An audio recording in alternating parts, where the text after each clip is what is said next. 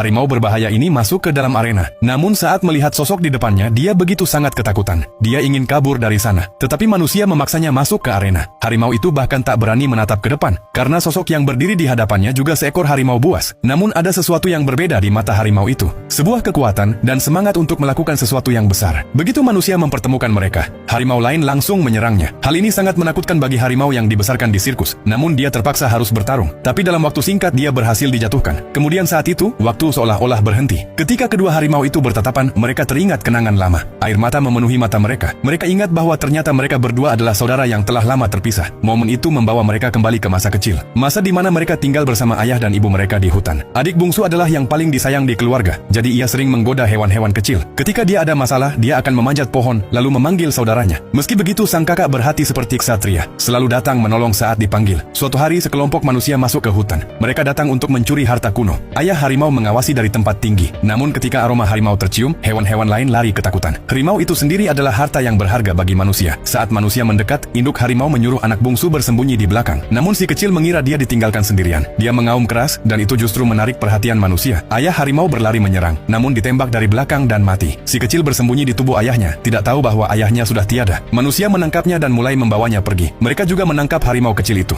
Di perjalanan, kapten mencoba memberinya makan. Tapi harimau kecil menggigit tangannya karena marah. Sesaat kemudian kapten memberinya madu. Dia menyukainya dan sedikit tenang. Kapten mulai menyayangi harimau itu dan bahkan merawatnya sendiri. Ketika mereka tiba di desa, kepala desa memberi sambutan palsu. Namun diam-diam memanggil polisi untuk menangkap si kapten. Harimau kecil kini sudah terikat pada kapten. Dia tidak ingin berpisah darinya. Namun dia dirantai dengan besi. Malam itu, induk harimau dan kakaknya datang mencari anak atau adiknya. Namun ketika mereka tidak menemukannya, induk harimau meraung keras. Si kecil mendengar suara itu dan mencoba kabur. Tetapi rantai besi menghentikannya. Penduduk desa membawa obor dan mengusir induk harimau. Beberapa hari kemudian, kepala desa menjual harimau kecil itu ke sirkus. Dia meraung keras, tidak mengerti apa yang sedang terjadi padanya. Di perjalanan, seekor hewan liar menyerang mobil mereka. Itu adalah induknya. Dia melompat ke mobil, tetapi sopir membanting setir. Mobil pun tergoyang dan induk harimau terjatuh. Dia sudah sangat lemah. Dia hanya bisa melihat anaknya dibawa pergi tanpa bisa mengejarnya. Dan hari ini, kedua saudara yang terpisah itu akhirnya bertemu kembali di arena.